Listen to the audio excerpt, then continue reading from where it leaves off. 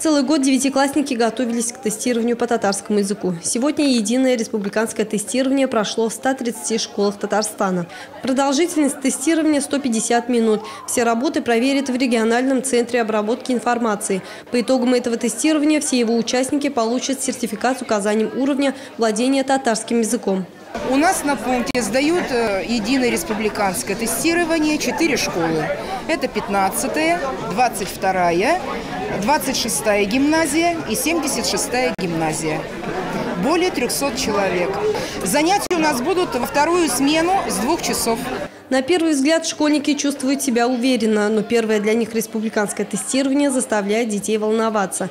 До начала проверки 15 минут. Я вообще считаю, что нужно было готовиться весь год, но последние дни прям повторял все пройденный материал за год. С собой я взял шоколадку, водичку и татарский орфографический словарик, чтобы хорошо сдать. Сейчас мы пишем первый наш экзамен. Он проходит в 19-й школе. И после праздников это вообще ужасно. Я хочу сдать экзамены на 5, получить аттестат хороший. Без бултарабас. Без бултарабас.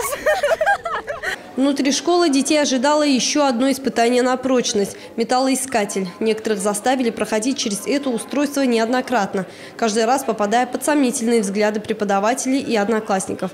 Мальчики снимали ремни и выворачивали карманы. Гульназ Хасанова, Айрат Закиров для программы «Новости».